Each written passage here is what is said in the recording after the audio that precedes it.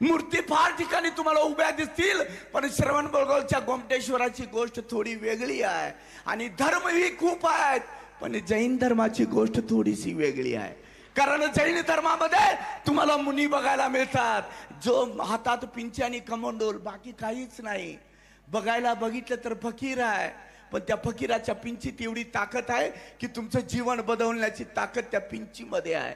म्हणून त्यांच्या चरणी येऊन थोडासा आशीर्वाद मिळाला तर जीवनाला एक अर्थ लाभू शकतो. आणि पंचकल्याण पूजा सुद्धा त्यासाठीच. मंदिर, धर्म, संस्कृती आणि परंपरा जीवन ठेवायचे असतील तर मंदिरं पाहिजेत, पंचकल्याण पूजा पाहिजेत, आणि ते व्यवस्थित चालवण्यासाठी आमचे गुरु पाहिजेत, मुनिवर पाहिजेत.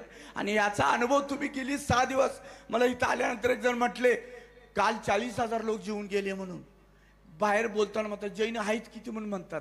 त्यांना जरा पंचकल्याण पूजेला बोलवा म्हणणाऱ्याच नाही. बघा किती आहेत जैन म्हणून. जैनमध्ये शक्ती बी आहे, ताकद बी आहे, देशाच्या अर्थव्यवस्थेत मोठा हातभार लावण्याची ताकद बी जैनांच्या मध्ये आहे. आम्ही जैन पाण्यासारखा आहोत. ताकात घाला ताक, ज्यूस मध्ये घाला ज्यूस, दुधात घाला दूध, कशात घालतात त्यात मिसळून जाणारी जात म्हणजे आमची जैनांची जात, जी धर्माप्रमाणे वागते, धर्मालाच डोक्यावर घेऊन पुढे चालते. आणि ही परंपरा जोपासण्याची ताकद. आणि मला दुधगाव मध्ये आल्यानंतर तसं सून इथलीच करून घेऊन गेलोय, पण आलो नव्हतो आतापर्यंत. आज आलो. बघितल्यानंतर इथं पंचकल्याण पूजेचा कार्यक्रम एकीकडे, आणि मी सगळ्या बऱ्याच पंचकल्याण पूजेत जातो. अशा प्रकारचं मुनी बसण्याची व्यवस्था, इकडं समोशरण. अहो स्वर्ग बघायला कुठं दुसरीकडे जाता, या दुधगाव मध्ये बघा, इथंच स्वर्ग आहे. इतकं छान वातावरण. आणि मंदिर सुद्धा अनेक ठिकाणी फिरलोय. काही लोक बोलतात एकदा आयुष्यात शिखरजीला जावं एवढं पुण्य लागतं, श्रवणबेळगोळला जावं एवढं पुण्य लागतंय. सगळं बरोबर आहे. त्यात आणखी एक जोडा, आयुष्यात येऊन दुधगावच्या जैन मंदिरात जावा, त्यातच सुद्धा मोठं पुण्य लागणार आहे. कारण अतिशय सुंदर मंदिर. आणि विद्यासागर महाराजांच्याबद्दल मी बोलायला जाणार नाही. त्यांच्याबद्दल बोलायला गेलो तर सूर्याला जाऊन हात धरून बघितल्यासारखं होईल, किती ताकद आहे, किती ऊर्जा आहे म्हणून.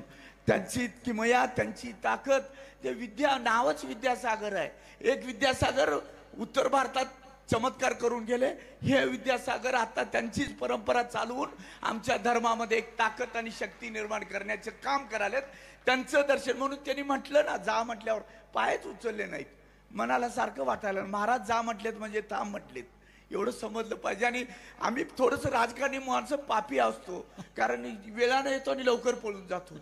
पण त्यातल्या त्यात मी बरं आहे, धर्माच्या कार्यक्रमात थोडंसं वेळेवर येतो आणि जास्त वेळ राहण्याचा प्रामाणिक प्रयत्न करतो. कारण मला माहिती आहे काही बरोबर घेऊन जायचं नाही, ना घर, ना बंगला, ना गाडी, ना पैसा, ना काही बरोबर येणार नाही. नाही हे कपडे येतात, ना हातातल्या अंगठ्या, सोनं काही येत नाही. उद्या सकाळी उठलो नाही तर बायको अगोदर हातातल्या अंगठी बिंगठी काढून घेऊन जाईल म्हणून सगळं सोडून जायचं आहे. गाडीनं आलं बेळगावचं इथंपर्यंत, पण स्मशानात चौघांच्या खांद्यावरनं जायला पाहिजे. गाडीची व्यवस्था नाही आहे, सगळं सोडून जायचं आहे. आमच्या बरोबर येणार चिपाड्याचं धाट, मांजर पाट आणि सुतळीची गाठ. कार्यक्रम संपला, त्याच्या पलीकडे काहीच येणार नाही. फक्त तुम्ही केलेलं धर्माचं काम, पुण्याचा मार्ग अवलंबला असाल तर ते स्वर्गाच्या वाटेवर घेऊन जाण्यासाठी तुम्हाला ताकद म्हणून तुमच्या बरोबर राहील. आणि त्यासाठी म्हणून मुनींची सेवा करा. मंदिरात दररोज या, एकदा तरी दिवसातून 24 तासातून एकदा मंदिरात जाण्याचा प्रयत्न करा. नुसतं पंचकल्याण पूजेत 7 दिवस मंदिरात आलो, पेंडालमध्ये बसलो म्हणजे जैन झालो नाही. दररोज एक वेळ तरी बस्तीत जाऊन या. कुठे मुनी असतील, कुठे आमचे साधू असतील, त्यांचं दर्शन घ्या. तेच जीवनाचा खरा अर्थ आहे.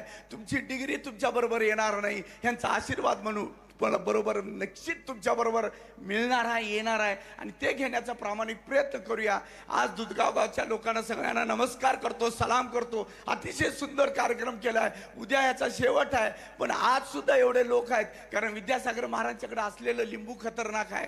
जिथं असतात तिथं माणसं आपोआप येतात आणि ती ताकद त्यांच्याकडे आहे म्हणून लोक भक्तीला आणि श्रद्धेने. लिंबूला बिबा जोडला नाही, बरं केलं तुम्ही. नाही नाही, तुमच्या लिंबूला बिब्याची गरज नाही. विद्यासागर महाराजांच्याकडे असलेलं लिंबू, हे लिंबू फक्त चमत्कार घडवत नाही, माणसाच्या जीवनाला नवीन अर्थ देण्याची ताकद देत आहे. म्हणून मी सुद्धा इथं महाराज तुमच्या चरणी आलोय, तुमचा आशीर्वाद घेऊन जाणार आहे. आम्ही पुढे कुठेही काही राजकारणात करू, पण धर्म सोडणार नाही एवढी तुम्हाला खात्री देऊन या ठिकाणी जातोय.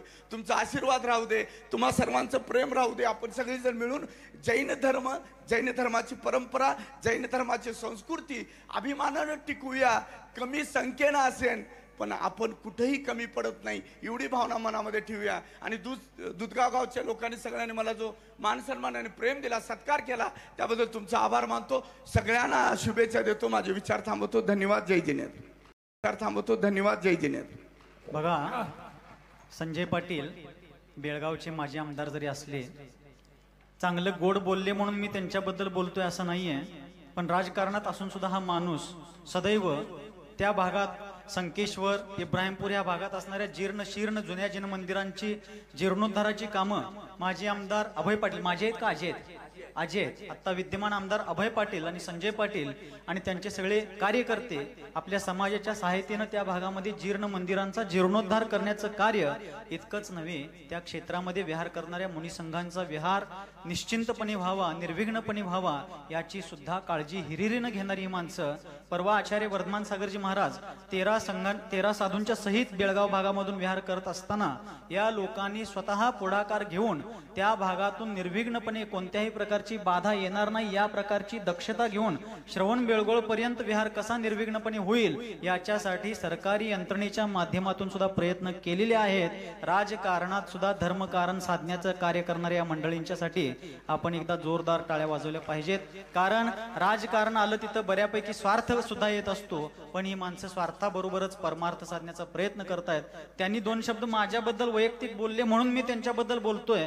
ही स्वार्थी वृत्ती मी कधी बाळगत नाही, कारण माझी कोणती संस्था नाहीये, ना माझा कोणतं मठ आहे, ना मंदिर आहे, त्याच्यासाठी यांच्याकडून निधी घ्यायचा म्हणून मी त्यांच्याबद्दल बोलतोय असा कोणताही विषय नाही आहे. पण चांगलं काम करणाऱ्याचा गौरव हा नेहमीच झाला पाहिजे. आणि ही माणसं राजकारणात सुद्धा धर्मकारण साधणारी माणसं आहेत, यांना भरपूर आशीर्वाद आहेत. एवढं आपण बोललात, आता त्या ठिकाणी उभे